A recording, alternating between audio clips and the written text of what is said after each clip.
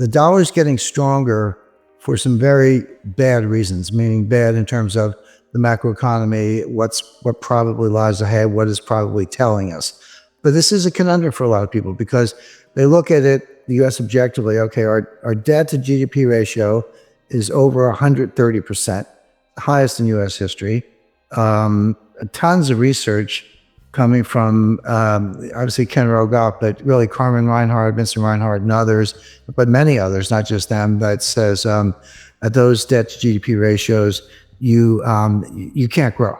You can maybe refinance and muddle through, but it always ends either in default, which is unlikely because we can print the money, that much is true, or extreme inflation where here's your $1 trillion back, good luck buying a loaf of bread.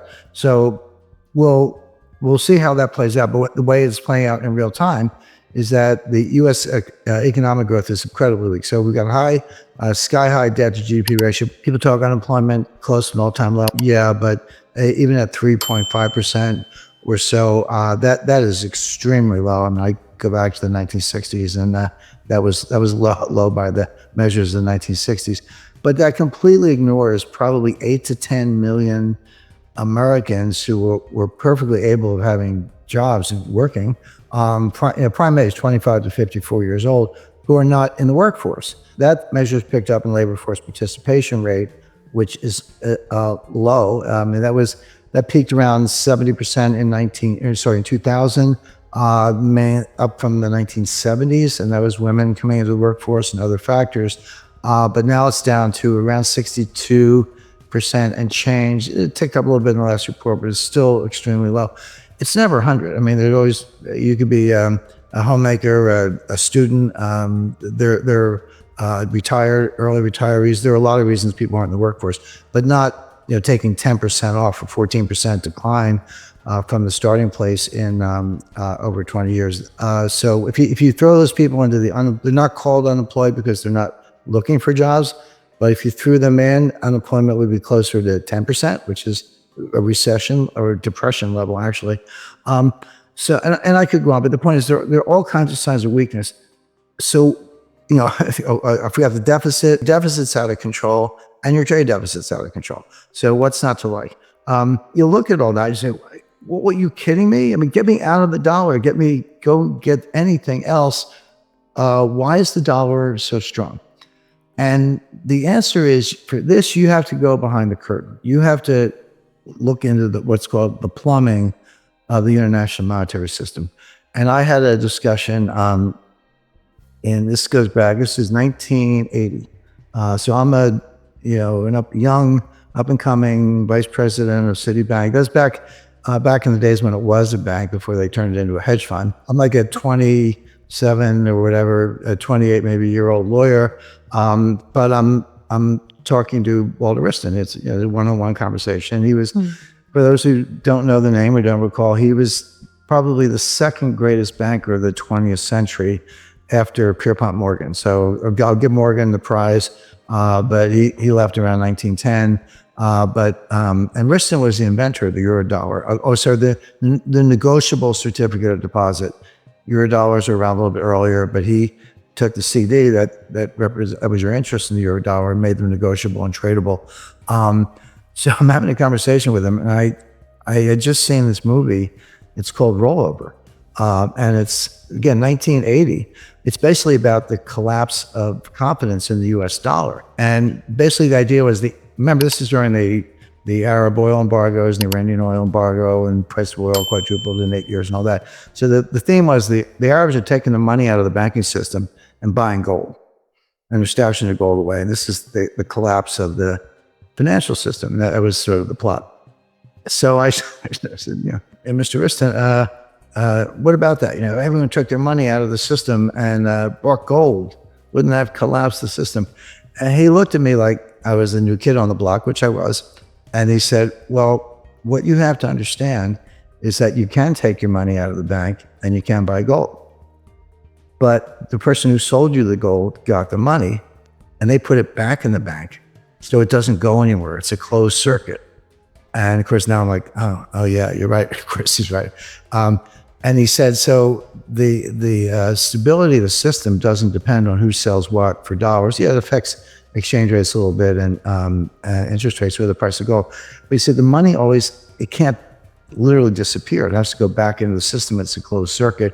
And of course, that's how the Eurodollar system works. But it presupposes that you can always borrow in the Eurodollar market. In other words, that closed circuit analogy is correct, provided the big banks are willing to lend to each other. So if my example, if UPS was selling the gold and to the Arabs and they got the money and they put it back in Citibank Nassau, it's all good. But what happens if that money supply, now I'm talking about Eurodollars, actually shrank? And that is a heart attack in the global financial system. So now we're like, well, okay, what's going on? And believe it or not, there's a global dollar shortage.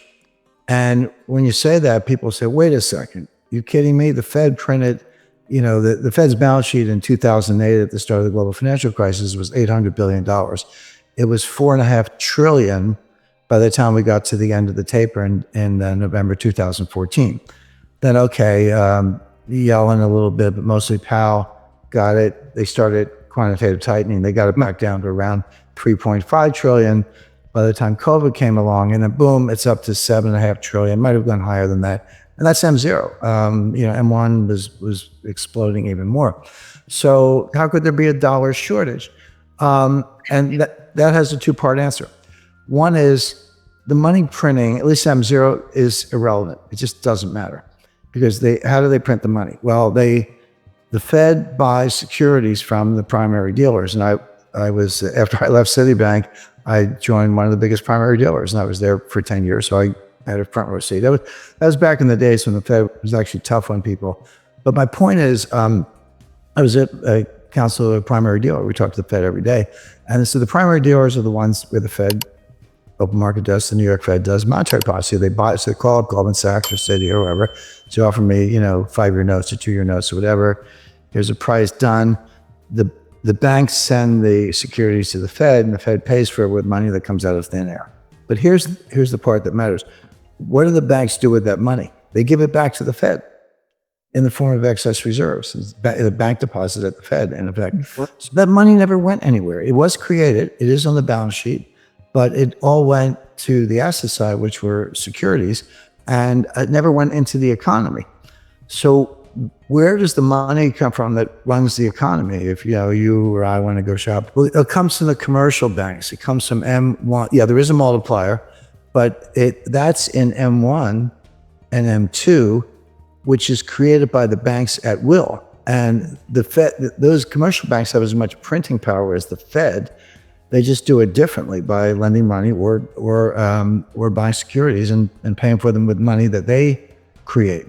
So, and that never happened. It happened to some extent, but not nearly to the extent that what the Fed was doing with M0. So M0 didn't really matter. I mean, I hate to break it to people. Commercial banks do matter. Eurodollars do matter. That's how we run the system. People say, well, how can you have a dollar shortage with trillions of dollars of new money? You have $1 quadrillion of derivatives in the banking system as a whole. So that slice, whether it's the 7 trillion of M0 or a larger number, perhaps 24 trillion of M1, that has to support $1 quadrillion of derivatives. And by the way, for those who don't know, a quadrillion is 1,000 trillion. That's what a quadrillion is. So now, it's not dollar for dollar. Jamie Dimon would say, well, who cares, just put up a little collateral. But you have to put up some collateral. And then you get into the collateral issues. Like, well, what's good collateral? The answer is, this is what the banks are saying to each other. And this goes back to my conversation with Walter Wriston and movie Rollover and all that. The banks are, and in fact, what happened in 2008, the banks are looking at each other saying, I don't want your corporates. I don't want your mortgages. I don't even want your 10-year notes. Give me, at a stretch, I'll take a 2-year note with a haircut, or what I really want are 30, 60, 90-day bills. I want treasury bills. And so you got to go out and get the treasury bills, and they're dollar denominated, which means you need dollars. So if you're a Credit Suisse or Barclays or Hong Kong, Shanghai, or Deutsche Bank, you don't live in a country that prints dollars. The US does, but the European Central Bank doesn't. So there's this enormous demand for dollars, not because they love the dollar, but because they need to buy dollar-denominated collateral of a very high quality in order to pledge this collateral to support the quadrillion derivatives position, and plus any other trading they're doing.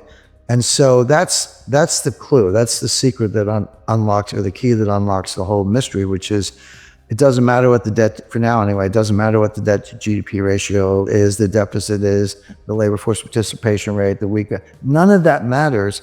What's going on, not in M0, but in M1 and Euro dollars in particular, is a mad scramble